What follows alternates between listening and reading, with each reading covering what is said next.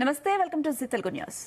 దేశీయ స్టాక్ మార్కెట్లు లాభాల్లో కొనసాగుతున్నాయి. Shriram Finance, Inter Global Aviation, Bajaj Finance, Maruti Suzuki షేర్లు లాభాల్లో కొనసాగుతుండగా ONGC, Tata Steel, Tech Mahindra షేర్లు నష్టాల్లో ట్రేడ్ అవుతున్నాయి. ఇరాన్పై అమెరికా దాడుల విరమణ ప్రకటించడంతో ముడి చమురు ధరలు పతనమయ్యాయి. బ్రెంట్ క్రూడ్ ఒక బ్యారెల్కు $80.79 వద్ద ట్రేడ్ అవుతుంది. ఇక బులియన్ మార్కెట్ల లాభాల్లో కొనసాగుతున్నాయి. 24 క్యారెట్స్ గోల్డ్ ₹1,000 పైగా లాభపడి కేజీ సిల్వర్ 2,700 వరకు పైకి ఎగబాకింది. ఇక ₹36 స్వల్ప లాభపడి $95.40 వద్ద ట్రేడ్ అవుతుంది. ఇదే అంశంపై మనతో చర్చించడానికి మార్కెట్ ఎక్స్పర్ట్స్ మాలెంపటి ప్రభు గారు సిద్ధంగా ఉన్నారు. నమస్తే అండి. నమస్తే అండి. మనం చూసుకుంటే స్టాక్ మార్కెట్లు లాభాల్లో కొనసాగుతున్నాయి. ప్రస్తుతం క్లోజింగ్ ఎలా ఉండే అవకాశాలు ఉన్నాయంటారు? క్లోజింగ్ ప్లస్ అండి. బులిష్ జోన్ లోకి వచ్చేసింది. 23,500 క్రాస్ అయితే అబోవ్ క్లోజ్ అయితే ఇది మంచి ఛాన్స్ అనమాట నెక్స్ట్. ఎందుకంటే మనం యుఎస్ మార్కెట్స్, బయట మార్కెట్స్ అన్ని చూసినా ఎక్కడ చూసినా ఫ్రెష్ ఆల్ టైమ్ హై. మన ఆల్ టైమ్ హై 26,300 అది రావడానికే చాలా గగనం అయింది. సో ఇప్పుడు యుద్ధం ఆగిపోతుంది, స్ట్రైట్ ఆఫ్ హార్మూజ్ ఓపెన్ అవుతుంది అనుకుంటే నిజంగా మంచి ఛాన్స్. సో డెఫినెట్ గా నిన్న ఈవినింగ్ ఒక స్టేజ్ లో ఉంటే మార్కెట్ యుఎస్ మార్కెట్స్ పడితే నైట్ కల్లా మళ్ళీ ఈ వారంలో ఓపెన్ అవుతుంది స్ట్రైట్ ఆఫ్ హార్మూజ్. వారు కూడా దాదాపుగా అండర్స్టాండింగ్ వచ్చేసింది అన్నట్టుగా ఆయన విషయం తెలిసిందే కదా, దాని ప్రకారంగా చెప్పారు. సో అందుకనే కొంచెం పాజిటివ్ గా వచ్చింది. సో ఎట్టి పరిస్థితుల్లో డెస్పరేట్ గా ఉంది. వార్ను ఆపటానికి ట్రంప్ చాలా డెస్పరేట్ గా ఉన్నారు. సో ఎందుకంటే $1 బిలియన్ ఖర్చు అవుతోంది. దాని నుంచి బయటికి రావాలంటే పార్టీ నుంచి కూడా ప్రెజర్ వస్తుంది. పెట్టాలి, గవర్నమెంట్ నుంచి ప్రెజర్ వస్తుంది, పార్టీ నుంచి ప్రెజర్ వస్తుంది. సో ఎట్టి పరిస్థితుల్లో ఎగనెస్ట్ అవుతోంది. చూసే వీటివన్నీ ఇప్పుడు ఇన్వేడ్ అన్ని మొత్తం రేపు క్యూబా అంటున్నారు, గ్రీన్లాండ్ అంటున్నారు, ఇంకా చాలా ఉన్నాయి కదా. సో ఇవన్నీ ఇంకో 5 కంట్రీస్ పెట్టుకున్నాడు ఆయన లిస్టు, అవి కూడా చేయాలని. సో ఎట్టి పరిస్థితుల్లో యుఎస్ లో మిడ్ ఎలక్షన్స్ ఉన్నాయి నవంబర్ లో. టోటల్ గా మీరు చూస్తే 197 కంట్రీస్ లో 2 కంట్రీస్ కే దేశాలందరినీ ఇబ్బంది పడుతుంది. 2 కంట్రీసే. ఇన్ని 195 దేశాలు ఎందుకు ఇబ్బంది పడాలి ఓ రకంగా? అందుట్లో దట్టు ఏషియన్ మార్కెట్స్ చాలా ఇబ్బంది పడుతుంది బికాస్ ఆఫ్ క్రూడ్ మీద ఆధారపడ్డాం కాబట్టి ఎక్కువ ఇది. ఎందుకంటే మనకి జపాన్ కానీ చైనాకి కానీ స్ట్రాటజిక్ రిజర్వ్స్ ఉన్నట్టు మనకి లేవు. 2 months ఉన్నాయి. సో ఇప్పుడు యుఏఈ నుంచి ఆయిల్ తీసుకుంటాం, వెనిజులా నుంచి తీసుకోవచ్చు, యుఎస్ నుంచి తీసుకోవచ్చు, రష్యా నుంచి తీసుకోవచ్చు. సో అన్ని సైడ్ల నుంచి ఉన్నాయి కాబట్టి టెన్షన్ లేదు. సో ఎట్టి పరిస్థితుల్లో క్రూడ్ కొంచెం తగ్గే ఛాన్స్ ఉంది కాబట్టి సో కొంచెం డౌన్ అయితే మనకి దాదాపుగా 90 బిలోకి వచ్చింది. 90 బిలో అంటే మనకి సీజ్ ఫైర్ వచ్చినప్పుడు లాస్ట్ టైం మొన్న సీజ్ ఫైర్ వచ్చినప్పుడు 85 ఉంది. దానికంటే కిందకి వచ్చిందంటే డెఫినెట్ గా ఇది మంచి తరుణమే. ఇంకా తగ్గే ఛాన్స్ ఉంది. క్రూడ్ తగ్గితే మనకి మంచి ఉపయోగమే. ఎందుకంటే మీకు ఎక్కువ ఏం చూసినా మనకి క్రూడ్ తగ్గింది అనుకోండి, దాని ఎఫెక్ట్ మిగతా వాటి మీద కూడా పడతాయి. సో పెరిగినా అంతే. పెరిగితే ఇప్పుడు ఇరాన్ డీల్ కనుక కుదిరింది అనుకోండి, క్రూడ్ ప్రైసెస్ తగ్గుతాయి. క్రూడ్ ప్రైస్ తగ్గితే లోవర్ ఇన్ఫ్లేషన్ అనుకోండి, నో రేట్ హైక్స్, ఇంట్రెస్ట్ రేట్లు పెరిగే ఛాన్స్ లేదు. నో రేట్ ఏం లేదనుకోండి, మరి దాని మెటల్స్ మీద పడే ఛాన్స్ ఉంటుంది. సో అట్లా మనకి మార్కెట్ ఏదన్నా ఛాన్స్ ఉన్నప్పుడు ఈక్విటీ మార్కెట్ 19 months 21 months నుంచి ఇబ్బంది పడుతోంది. సో డౌన్ సైడ్ ఉంది. లాస్ట్ ఇయర్ 1.5 years నుంచి రిటర్న్స్ ఏం రావట్లేదు. ఈ డిసెంబర్ లోపల ఈ సంవత్సరం కూడా ఏమైనా వస్తాయా అంటే డౌట్ ఉండే మొన్నటి దాకా. ఇప్పుడు చిన్నగా కొంచెం కాన్ఫిడెన్స్ వస్తుంది. ఎప్పుడైతే మార్కెట్ సర్టెన్ లెవెల్స్ దాటుతుందో కొంచెం ఈ మెయిన్ వస్తుంది. అంటే ఎట్లా, ఇప్పుడు ఎఫ్ఐఎస్ ఉన్నారు, ఇప్పుడు ఎఫ్ఐఎస్ కంటిన్యూగా అమ్ముతూనే ఉన్నారు. 11 consecutive months నుంచి కంటిన్యూస్ గా lakhs of crores అమ్ముతూనే ఉన్నారు. ఈవెన్ అప్ లో ఉన్నా సరే, డౌన్ లో ఉన్నా కన్సిస్టెంట్ గా అమ్ముతూనే ఉన్నారు. వాళ్ళకి కావాల్సింది ఏదో గవర్నమెంట్ చేయాలి, ఏదో వాళ్ళ నుంచి ఏదో ఆశిస్తున్నారు. సో వాళ్ళు ఇన్వెస్ట్మెంట్ పెట్టినప్పుడు ఆశిస్తారు కాబట్టి ఎక్కువ వాళ్ళకి 2019 లో మనం కార్పొరేట్ రిడక్షన్ ట్యాక్స్ ఇచ్చాం. 30% నుంచి 22% చేసాం. అప్పుడు ఫ్లో చూడండి ఎలా వచ్చిందో. సేమ్ ఇప్పుడు కూడా సంథింగ్ వాళ్ళు డెస్పరేట్ గా ఉన్నారు, వాళ్ళకి కావాల్సింది డిమాండ్ చేయడానికి అన్నట్టు. సో అందుకనే వాళ్ళు కంటిన్యూగా బయటికి వెళ్తున్నారు. ఎందుకు వెళ్తున్నారు? డాలర్ స్ట్రెంగ్తన్ అవుతోంది, రూపీ వీకెన్ అవుతోంది. సో డాలర్ స్ట్రెంత్ అయినప్పుడు వాళ్ళ అమౌంట్ అక్కడే పెట్టుకుంటే కొంచెం ఎక్కువ ఇంట్రెస్ట్ వచ్చే ఛాన్స్ ఉంటాయి కాబట్టి ఈ అమౌంట్ అక్కడికి పోతుంది. సో ఇప్పుడు ఐఎన్ఆర్ మనకి దాదాపుగా 96-97 దాకా వచ్చి ఇప్పుడు కొంచెం స్టెబిలైజ్ అవుతోంది. డౌన్ ట్రెండ్ ఇదైంది, అంటే తగ్గటం మొదలుపెట్టింది. ఎందుకంటే ఆర్బీఐ ఆపరేషన్స్ మొదలుపెట్టింది. అంటే 70-80 దగ్గర ఆపరేషన్ మొదలు పెట్టలేదు, 90 దగ్గర మొదలు పెట్టారు. అంటే ఎక్స్పోర్ట్స్ కోసం కొంచెం లేట్ చేశారా? ట్రేడ్ డెఫిషిట్ ఉంటుంది కాబట్టి కొన్ని కంట్రీస్ కి మనం ఇంపోర్ట్ చేసుకుంటాం, ఎక్స్పోర్ట్ చేయం. బ్యాలెన్స్ ఉంటుంది, ట్రేడ్ ఇంబ్యాలెన్స్ ఉంటుంది. ఆ బ్యాలెన్స్ ని కరెక్ట్ గా చేయడానికి, ఇంబ్యాలెన్స్ ని బ్యాలెన్స్ చేయడానికి అన్నట్టుగా ఐఎన్ఆర్ కొంచెం పెరిగినా పర్వాలేదన్న ఉద్దేశంతో ఉన్నట్టున్నారు. ఎందుకంటే ఎక్స్పోర్ట్స్ చీప్ అవుతాయి, ఇంపోర్ట్స్ కాస్ట్ అవుతాయి. సో అప్పుడు ఎక్స్పోర్ట్స్ పెంచుకోవచ్చు అనే ఉద్దేశంతో ఉన్నారా అంటే అది కరెక్ట్ అనిపిస్తుంది. ఇప్పుడు చిన్నగా ఆపరేషన్స్ మొదలు పెట్టింది. స్వాప్ రేషియోస్ చేసినప్పుడు డాలర్స్ అమ్మటం, మన దగ్గర ఉన్న డాలర్స్ కొన్ని అమ్మటం. సో వాళ్ళకి ఎఫ్సిఎన్ఆర్ ద్వారా బయట నుంచి వచ్చే అమౌంట్ బ్యాంక్ లో కానీ వాటిలో డిపాజిట్ అయ్యే అమౌంట్ కి ట్యాక్స్లు తీసేయడం, జీరో ట్యాక్స్ చేశారు కొన్నిటి వాటికైతే. కొన్నిటికి 3.5, 4. ఈసీబీకి అయితే ఎక్స్టర్నల్ బారోయింగ్ వాటికైతే 3.5 ఉండేది 1.5 చేశారు.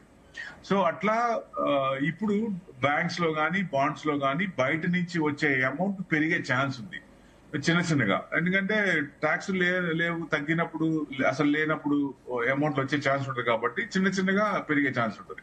అందుకనే ఇప్పుడు ఆర్బీఐ తీసుకున్న కొన్ని పాలసీలు కూడా దాని అనుగుణంగానే ఉన్నాయి. ఎట్లా ఎఫ్సిఎన్ఆర్ కి ఇప్పుడు సపోజ్ ఎస్బీఐలో $10,000 డిపాజిట్ చేశారు అనుకోండి, సంవత్సరానికి 3.5% ట్యాక్స్ కట్టాలి.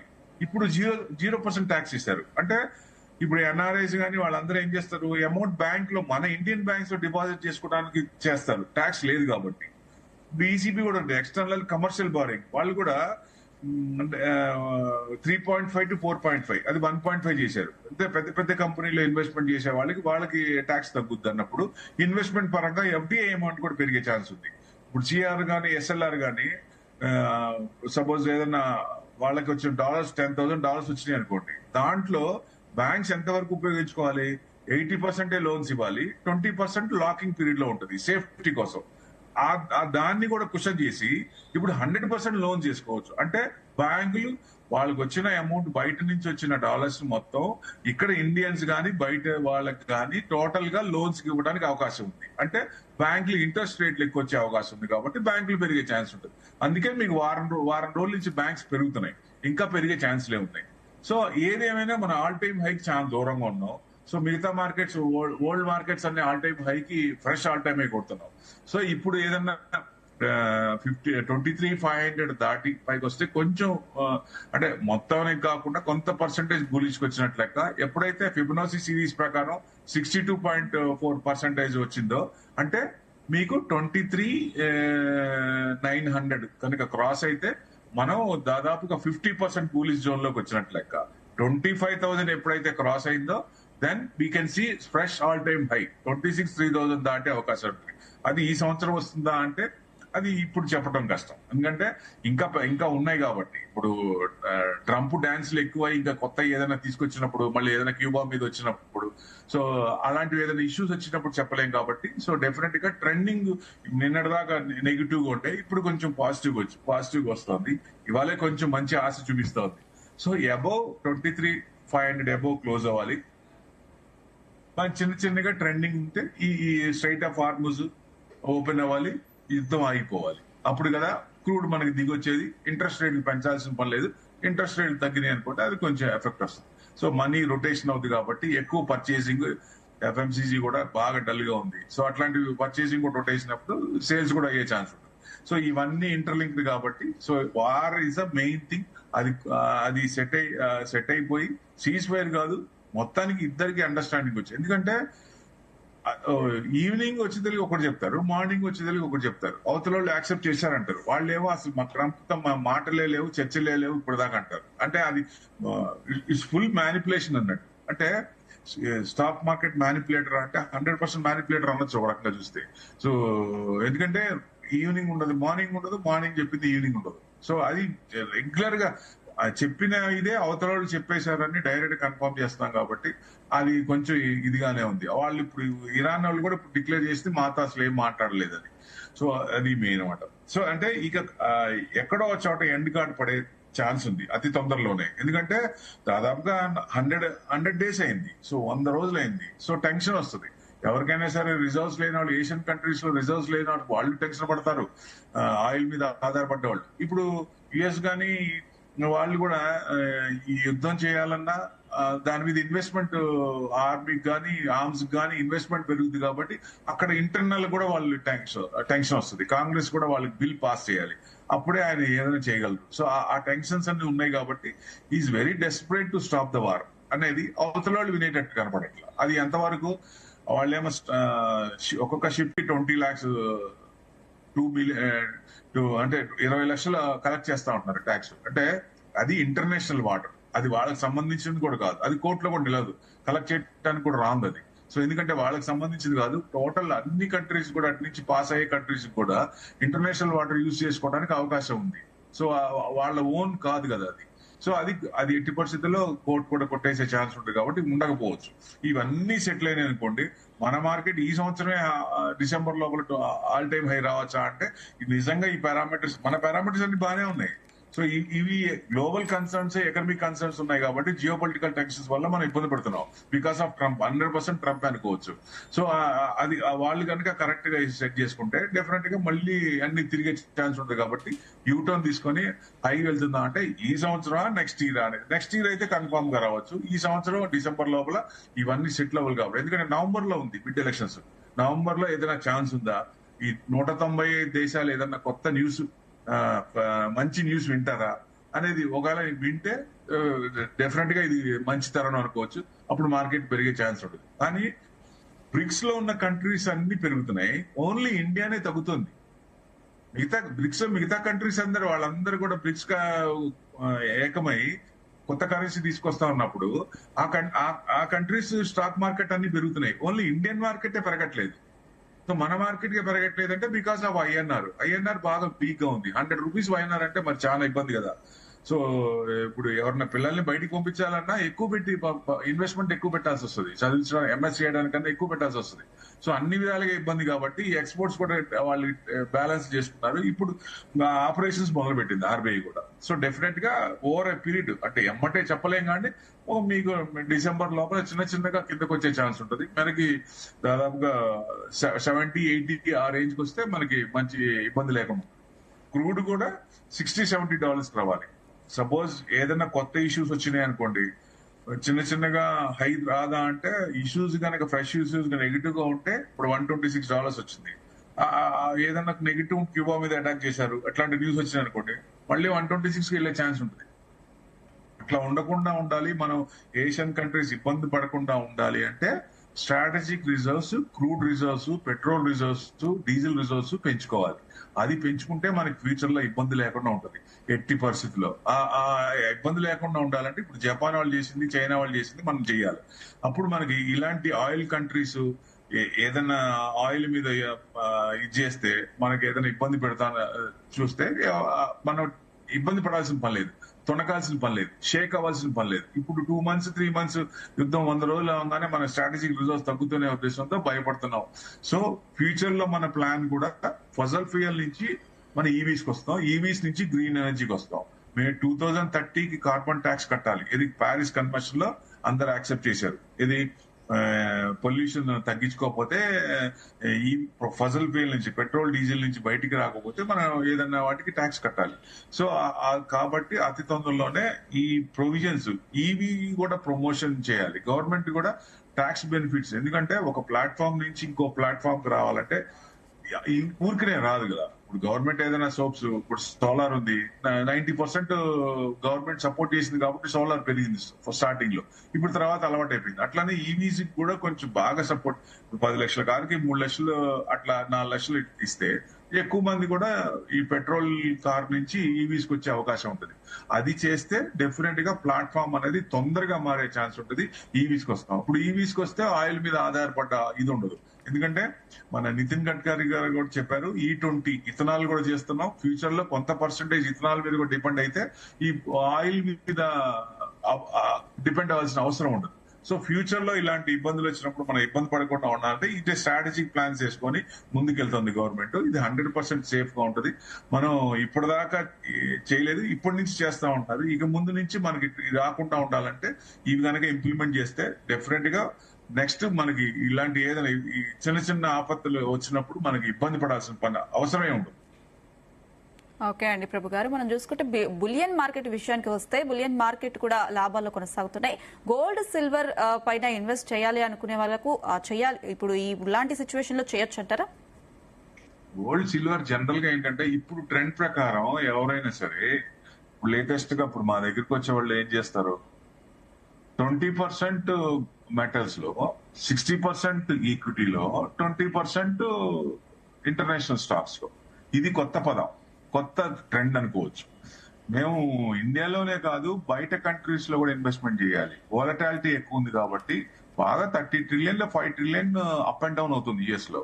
సో అలా బాగా పడ్డప్పుడు ఇన్వెస్ట్మెంట్ చేస్తే ఎక్కువ అమౌంట్ వస్తుంది, ఎక్కువ ఇంట్రెస్ట్ వర్కౌట్ అవుతున్న ఉద్దేశంతో ఈ కొత్తగా వచ్చే ఈ జెన్జీలంతా మొత్తం దాదాపుగా లేటెస్ట్ ట్రెండ్స్ అంటే యూత్ అంతా వాళ్ళు ఏం చేస్తున్నారు, 20% ఇంటర్నేషనల్ కూడా పెట్టుకుందాం అనే ఉద్దేశంతో ఆ మార్పు వచ్చింది.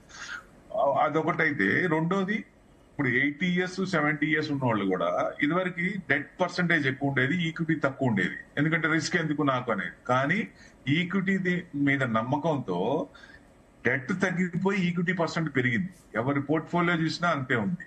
సో ఇప్పుడు ఎవరి పోర్ట్ఫోలియో చూసినా మైనస్ లోనే ఉంటాయి, కానీ పర్సంటేజ్ ఆఫ్ ఇది ఈక్విటీ ఎక్కువ ఉంది. ఎందుకంటే భరోసా వస్తుంది, ఇది అంటే ఫ్యూచర్ లో నాకు ఈ స్క్రిప్ట్లు పెరగగలవు, ఇది నిఫ్టీ పెరగగలదు. 1000 ఉంది 2000 లో, ఇప్పుడు ఎంత ఉంది 25,000 26,000. నెక్స్ట్ 10 years లో ఎక్కడ ఉంటుంది? సో అట్లా ఉన్నప్పుడు ఇన్వెస్ట్మెంట్ చేసినప్పుడు ఎక్కడ ఉంటాం? సో లాంగ్ టర్మ్ వ్యూ పెట్టుకొని, బ్రాడర్ వ్యూ పెట్టుకొని డెఫినెట్ గా ఫ్యూచర్ జనరేషన్ స్టాక్స్, ఇప్పుడు సోలార్ కానీ, ఈవీస్ కానీ, లిక్విడ్ కూలింగ్ కంపెనీస్ కానీ, ఏఐ కంపెనీస్ కానీ, ఇట్లాంటివన్నీ ఉంటాయి. So all game changes. అట్లాంటి కంపెనీస్ లో ఇన్వెస్ట్మెంట్ చేసినప్పుడు రిటర్న్స్ కూడా మల్టీఫోల్డ్ వచ్చే అవకాశం ఉంటుంది. అంటే బ్రాడర్ వ్యూ పెట్టుకొని, షార్ట్ టర్మ్ కాకుండా కొంత పర్సంటేజ్ బ్రాడర్ వ్యూ పెట్టుకొని మన అవసరార్థం, ఇప్పుడు మార్కెట్ నుంచి రిటర్న్స్ కావాలంటే ఒక ఎత్తు, అంటే 1:1 అంటే ఎవరి వాళ్ళకి. ఇప్పుడు సపోజ్ మీకు సూట్ అయిన ప్లాన్ నాకు సూట్ కాదు, నాకు సూట్ అయింది మీకు సూట్ కాదు. సో అది ఇండివిజువల్ గా వాళ్ళ టార్గెట్స్ అండ్ గోల్స్ వేరు కాబట్టి డిఫరెంట్ పెట్టుకొని ఇన్వెస్ట్మెంట్ చేస్తే డెఫినెట్ గా ఈ సంవత్సరమో నెక్స్ట్ ఇయర్ రాని ఇన్వెస్ట్మెంట్స్ ఆ నెక్స్ట్ ఇయర్ కానీ ఎప్పటి వరకు రాలేదో అది మొత్తం కలిపి ఇంకా పైన ఇచ్చిన సంవత్సరాలు దాఖలాలు నిఫ్టీలో ఉన్నాయి, నిఫ్టీ చరిత్రలో ఉన్నాయి. సో డెఫినెట్ గా భయపడాల్సిన పని లేదు. ఇలా రీట్రేస్మెంట్ అయినప్పుడు, మార్కెట్ పడినప్పుడు మంచి అవకాశం, ఇన్వెస్టర్ సద్వినియోగం చేసుకుంటే మంచి స్క్రిప్ట్స్, ఫండమెంటల్ స్క్రిప్ట్స్ వాళ్ళ టేస్ట్ ప్రకారం స్ట్రాంగ్ గా ఉన్న కంపెనీ ఇన్వెస్ట్మెంట్ చేస్తే లాంగ్ టర్మ్ లో మంచి రిటర్న్స్ వస్తాయి. అంటే నాలెడ్జ్, డిసిప్లిన్, పేషెన్స్, ఈ 3 ఉండాలి. డెఫినెట్ గా ఇవి ఉన్నాయనుకోండి, ఎవరికైనా సరే మార్కెట్ రిటర్న్స్ ఇవ్వకుండా ఉండదు. అదే మనకి ఎవరో మెసేజ్ ఇచ్చారు, వాళ్ళకి ఎవరికో డబ్బులు వచ్చినాయి, మనం కూడా పెడితే దీంట్లో డబ్బులు వస్తాయి, ఎంటర్ ఇంపార్టెంట్, ఎక్కడ ఎంటర్ అవుతాం అని ఇంపార్టెంట్. అది చూసుకొని ఎవరైనా సరే లోవర్ లెవెల్స్ లో ఉన్నప్పుడు, రీసెంట్ లోస్ ఉన్నప్పుడు, రీసెంట్ లో ఎక్కడ ఉందో చూసుకొని, రీసెంట్ హై ఉందని కొనుక్కోవాల్సిన పని లేదు, వెయిట్ చేయొచ్చు. రీట్రేస్మెంట్ అయినప్పుడు ఇట్లా కొనుక్కుంటే భూమిని నమ్ముకున్న దానికంటే మార్కెట్ ని నమ్ముకుంటే రిటర్న్స్ ఎక్కువ వస్తాయి. ఎందుకంటే భూమిని నమ్ముకుంటే మంచిదే, కానీ అవసరానికి డబ్బులు రాకపోవచ్చు. వాళ్ళని టైం పెళ్లి పెట్టుకున్నప్పుడు ఆ టైంకి నేను ల్యాండ్ అమ్ముకొని ఇది చేసుకుందాం అనుకుంటే అప్పుడు ల్యాండ్ డౌన్ అవుతుంది అనుకోండి, అప్పుడు అమ్మలేరు. పరిస్థితి ఏంటి? అదే ఈక్విటీ మార్కెట్ లో మీరు 100 కోట్లు పెట్టండి, 10 లక్షలు పెట్టండి, ఈ లిక్విడేషన్ ఈజీగా ఉంటుంది. ప్లస్ ఎమ్మటే అమ్మిన ఈవినింగ్ లేకపోతే నెక్స్ట్ డే మార్నింగ్ క్రెడిట్ వచ్చేస్తుంది, సేఫ్టీ ఉంది. మీరు ఎక్కడ బ్యాంకుల్లో కొన్ని బ్యాంకులు చూస్తున్నాం కదా, ఇప్పుడు పొటెన్షియల్ బ్యాంక్ కానీ, చార్మినార్ బ్యాంక్ కానీ, ఇట్లాంటి బ్యాంకుల్లో పెట్టిన డబ్బులు వాళ్ళు ఏమైనాయి అంటే, గవర్నమెంట్ బ్యాంక్స్ ఏమని అనట్లేదు కానీ ఇలాంటి బ్యాంకులో పెట్టిన వాళ్ళ పరిస్థితి ఏంటి? ఇప్పటిదాకా యాజ్ ఆన్ డేట్ వాళ్ళ డబ్బులు ₹1,00,000 పెట్టిన వాళ్ళకి వచ్చినాయా? అంతే లేదు కదా, ఆన్సర్ లేదు. అదే మీరు డిమాట్ లో పెట్టండి, 10 లక్షలు పెట్టండి, 1,00,000 పెట్టండి, మీరు వితౌట్ యువర్ ఇన్ఫర్మేషన్ ఒక్క షేర్ కూడా బయటికి రాదు కదా. అంటే సేఫ్టీ ఉందా లేదా? సో అందుకనే ఇవి పెరుగుతోంది, ఇన్వెస్ట్మెంట్ యాంగిల్ పెరుగుతోంది. సో నెంబర్ ఆఫ్ అకౌంట్స్, ఉద్యోగాలు పెరుగుతున్నాయి కాబట్టి సో వైఫ్ అండ్ హస్బెండ్ ఇద్దరు ఉద్యోగం చేస్తున్నారు, 2 paychecks వస్తున్నాయి, ఇన్వెస్ట్మెంట్ పెరిగింది. అట్లా ఎవరైనా సరే. ప్రభు గారు, మనం చూసుకుంటే మోదీ పొదుపు మంత్రంతో ఒక నెలలోనే 25,000కు దిగొచ్చింది గోల్డ్. మరి ఏంటండి ఫ్యూచర్ లో లాంగ్ టర్మ్ ఇన్వెస్టర్స్ గోల్డ్ పై ఏం చేస్తే బెటర్ అంటారు? ఇప్పుడు జనరల్ గా గోల్డ్ నిన్న కూడా 6% పడింది. నిన్న నైట్ 6% పడింది. ఎప్పుడైతే 6% పడిందో, సపోజ్ ఈ తర్వాత ఒక దాదాపు 3% అంటే కంటిన్యూగా పడింది కాబట్టి ఒక 3% కొంచెం పైకి వచ్చింది. ఎందుకంటే ఇంట్రెస్ట్ రేట్లు 16, 17 ఫెడ్ మీటింగ్ ఉంది. అక్కడ ఇంట్రెస్ట్ రేట్ వాళ్ళ ఇన్ఫ్లేషన్ ఎక్కువ ఉంది కాబట్టి అక్కడ ఇంట్రెస్ట్ రేట్లు పెంచుతారు. ఇన్ఫ్లేషన్ ఎక్కువ ఉంది అనుకున్న దానికంటే. సో ఇంట్రెస్ట్ రేట్ పెంచినప్పుడు ఇన్వర్స్లీ ప్రపోర్షనల్ కాబట్టి ఇవి పెరుగుతున్నప్పుడు అక్కడ గోల్డ్ తగ్గే ఛాన్స్ ఉంటుంది. అంటే షార్ట్ టర్మ్ లో కొంచెం తగ్గినా లాంగ్ టర్మ్ లో కొంచెం పాజిటివ్ ఉంది. ఎందుకు అంటే మీకు ఫారెక్స్ రిజర్వ్స్ లో డాలర్ రిజర్వ్స్ ఎక్కువ ఉంటాయి. ఇప్పుడు ఈ డాలర్స్ రిజర్వ్స్ తెలిసిందే కదా మనకి, డాన్స్లు, ట్రంప్ డాన్స్లు ఇవన్నీ తెలిసిందే కాబట్టి ఎక్కువ మంది కూడా ఇమీడియట్ లిక్విడేషన్, ఏదైనా శాంక్షన్స్ పెట్టినా, రష్యా మీద శాంక్షన్ పెట్టారు కాబట్టి ఆయన బయటకు వచ్చారు. ఇప్పుడు ఇండియా మీద శాంక్షన్ పెడితే మనం బయట రాగలమా? ఏమైనా ఇబ్బంది పడతాం కదా. అట్లా ఉన్నప్పుడు ఏం చేయాలి? చిన్నగా ఈ డాలర్ రిజర్వ్స్ ని గోల్డ్ రిజర్వ్స్ మార్చుకోవాలి. సో అట్లా సెంట్రల్ బ్యాంక్స్ మొత్తం కూడా మారుస్తున్నాయి. అలా మారింది ఒక 10% మారినందుకే మనకి దాదాపుగా ఇప్పుడు 1,50,000 గోల్డ్ ఉంది. అదే ఇంకొక 10% మారితే 2 లక్షలు రాదా అంటే డిసెంబర్ లోపల వాళ్ళు కనుక కన్వర్షన్ మొదలు పెడితే 2 lakhs వరకు వచ్చే రాదా అంటే రాదు అని చెప్పడానికి ఛాన్స్ లేదు. వచ్చే అవకాశాలు కూడా ఎక్కువ ఉన్నాయి. అట్లానే ఇప్పుడు మెటల్స్ లో మనం పెట్టుకుందాం అనుకున్నప్పుడు పూర్తిగా గోల్డ్ పెట్టకుండా దాంట్లో గోల్డ్ లో కొంత పర్సంటేజ్, సిల్వర్ లో కొంత పర్సంటేజ్, జింక్ లో కొంత పర్సంటేజ్, కాపర్ లో, సిల్వర్ పెట్టిన తర్వాత కాపర్ లో కూడా పెట్టుకోవచ్చు. ఎందుకంటే కాపర్ యూసేజ్, ఇండస్ట్రియల్ యూసేజ్ కూడా పెరుగుతుంది. సిల్వర్ ఎట్లా పెరుగుతుందో కాపర్ కూడా అట్లా పెరుగుతుంది. అట్లా డైవర్సిఫైడ్ చేసి పెట్టుకుంటే అగ్రెసివ్ మెటల్ సిల్వర్, దాంట్లో ఏంటంటే పడినప్పుడు బాగా పడుతుంది, పెరిగినప్పుడు కూడా బాగా పెరుగుతుంది. సో అట్లాంటివి తట్టుకోవాలంటే కొంత పర్సంటేజ్ పెట్టుకోవటం మంచిది మనకున్న క్యాపిటల్ లో. సో 10-20% అనుకున్నాం, ఒక 7-8% గోల్డ్, ఒక 5% సిల్వర్, 5% కాపర్, ఇట్లా పెట్టుకుంటే ఆ సెక్టార్ లో, ఆ మెటల్స్ లో అది ఏదైనా ఒక కంపెనీ ఏదైనా కాపర్ గానీ సిల్వర్ గానీ ఏదైనా పడినా, ప్రొడక్ట్ పడినా పెద్ద ఇబ్బంది పడాల్సిన పని లేదు. సో డైవర్సిఫైడ్ ఉంటుంది కాబట్టి డైవర్సిఫైడ్ మంత్రం పెట్టుకుంటే సో ఒకటి పడినా ఒకటి సేవ్ చేస్తుంది కాబట్టి గోల్డ్ ఈటీఎఫ్ చూడండి. ఈటీఎఫ్ లో ఎన్నో రకాల కంపెనీలు ఉంటాయి. ఒకటి పడినా ఒకటి పెరిగిన బ్యాలెన్స్ పెద్ద డిఫరెన్స్ పెద్ద పడదు. సో అది పెరుగుతున్నప్పుడు కూడా చిన్నగా పెరుగుతుంది. అట్లా సేఫ్టీగా ఉంటది కాబట్టి మీరు డిజిటల్ గోల్డ్ అవసరం, టైం ఉంటే ఇమీడియట్ గా మనం కొనాల్సిందే, ఎంత ఉన్నా కొనాల్సిందే గోల్డ్.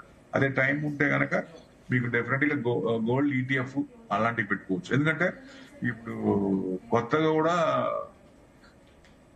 అంటే గోల్డ్ కూడా ఇప్పుడు దాకా మనకి గోల్డ్ మీద డెడ్ ఇన్వెస్ట్మెంట్, ఇక ఫ్యూచర్ లో గవర్నమెంట్ కూడా క్యాష్ సంపాదించినప్పుడు ఏం చేస్తున్నాం, బ్యాంక్ లో పెట్టుకుంటాం, దాని మీద ఇంట్రెస్ట్ వస్తుంది. సో అట్లానే గోల్డ్ డెడ్ ఇన్వెస్ట్మెంట్ అయింది కాబట్టి ఫస్ట్ టైం గవర్నమెంట్ ఏం చేసింది, మీ దగ్గర ఎంత గోల్డ్ చెప్పాలి, లేకపోతే బిల్లు తీసుకురావాలండి. అప్పుడు మొత్తం లేడీస్ అందరూ ఎదురు తిరిగారు. సో వెనక్కి వచ్చారు. ఇప్పుడు ఏంటి, ఇప్పుడు గోల్డ్ మీద కూడా ఇంట్రెస్ట్ వర్కౌట్ అయితే స్వచ్ఛందంగా కూడా గోల్డ్ డిక్లేర్ చేసే ఛాన్స్ ఉంటుంది. ఇప్పుడు గవర్నమెంట్ కూడా చేసే పనే, ఎలక్ట్రానిక్ గోల్డ్ రిసర్వ్స్ వస్తున్నాయి. సో దాని ప్రకారంగా గోల్డ్ కూడా డిమెటలైజ్ చేసే అవకాశం ఉంటుంది. అప్పుడు ఏమవుతుంది, గవర్నమెంట్ దగ్గర గోల్డ్ ఎక్కువ ఉంటుంది. ఇట్లా మనకి క్రూడ్ పెరుగుతున్నప్పుడు ఈ గోల్డ్ కొనాల్సిన ఉన్నప్పుడు డాలర్ రిజర్వ్స్ ఎక్కువ కట్టాలి కాబట్టి ఆ ఇబ్బంది లేకుండా ఉంటుంది. ఆ గోల్డ్ అడ్జస్ట్మెంట్ చేస్తారు కాబట్టి అట్లా గోల్డ్ మీద కూడా కొంచెం ఇంట్రెస్ట్ వర్కౌట్ అయ్యే ఛాన్స్ అవుతున్నట్టు.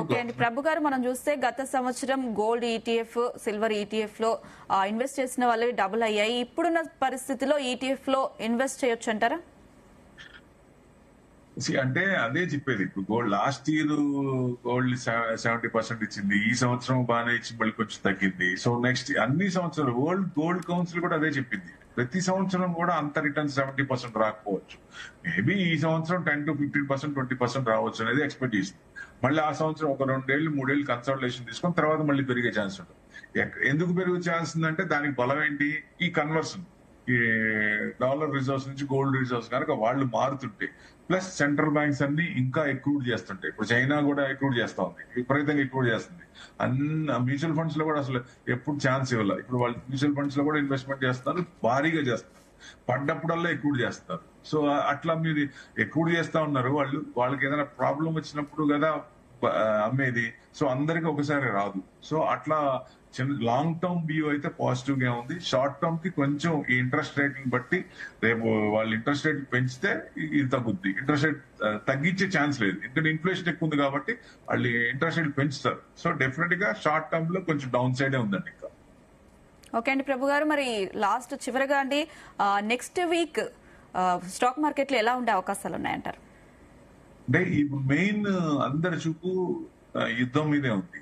అది మెయిన్ ఆగిపోవాలి. ఈ వారంలో ఎప్పుడైనా సరే సండే లోపల, మండే మార్కెట్ ఓపెన్ అయ్యే లోపల ఎక్కడో చోట పాజిటివ్ న్యూస్ వస్తే డెఫినెట్ గా అది ఆగిపోయిందని. స్ట్రైట్ ఆఫ్ హార్ముజ్ ఓపెన్ అయ్యి అక్కడి నుంచి ఆయిల్ వస్తోంది, పెట్రోల్, మన ఫెర్టిలైజర్స్ బ్లాక్ అయిపోయినాయి, అవి రావాలి. తర్వాత గ్యాసోలిన్ అవి రావాలి, ఆ గ్యాసోలిన్ ప్రొడక్ట్స్ కూడా. అందుకని బిజినెస్ అన్ని కూడా ఇబ్బంది పడుతున్నాయి. సిలిండర్స్ కూడా డబల్ ఛార్జెస్, 3,000, 12,000, 15,000 పెట్టి కొనుక్కోవాల్సి వస్తుంది. సో ఇవన్నీ ప్రాబ్లమ్స్ అన్ని సాల్వ్ అవుతాయి. సో ఈ అందరి చూపు కూడా ఆ రెండింటి మీద ఉన్నది. సో అవి రెండు కనుక ఓపెన్ అయితే డెఫినెట్ గా మార్కెట్ కూడా మంచిగా పుంజుకునే ఛాన్స్ ఉంటుంది. అది ఓపెన్ చేస్తారా లేదా, సీజ్ ఫైర్ అయిపోయి సీజ్ ఫైర్ తీసేసి వార్ అనేది ఆపుతారా లేదా, అండర్స్టాండింగ్ వచ్చి ఇద్దరు మొత్తానికి యుద్ధాన్ని ఆపుతారా లేదా అనేది ముఖ్యం. అది ఆగితే మార్కెట్ మటుకు 1000 పాయింట్స్ పెరిగే ఛాన్స్ ఉంటుంది ఇక్కడి నుంచి కూడా. సో ఆగకుండా ఎక్స్టెండ్ అయినా కొంచెం కన్సల్టేషన్ లేదు, ఫ్లేర్ అప్ అయితే కొంచెం డౌన్ సైడ్ వచ్చే ఛాన్స్ ఉంటుంది. ఈ చూసిన తర్వాత దీని డైరెక్షన్ బట్టి మార్కెట్ నెక్స్ట్ వీక్ ఉండే ఛాన్స్ ఉంటుంది. ఓకే అండి, థ్యాంక్ యూ అండి ప్రభు గారు, మీ విశ్లేషణ అందించినందుకు థ్యాంక్ యూ సో మచ్. చూస్తున్నారు కదా, యుద్ధానికి ఎండ్ కార్డ్ పడుతుంది అని వార్తలు వస్తుండడంతో అటు మార్కెట్లు ఇటు బులియన్ మార్కెట్ కూడా లాభాల్లోనే కొనసాగుతున్నాయి. మార్కెట్లో ఉన్న సిచ్యువేషన్ ని బట్టి ఆచితూచి అడుగులు వేయాలంటూ కూడా అటు విశ్లేషకులు చెప్తున్న పరిస్థితి. ఇది వాళ్ళ business updates. Keep watching Zee Telugu news. నమస్తే.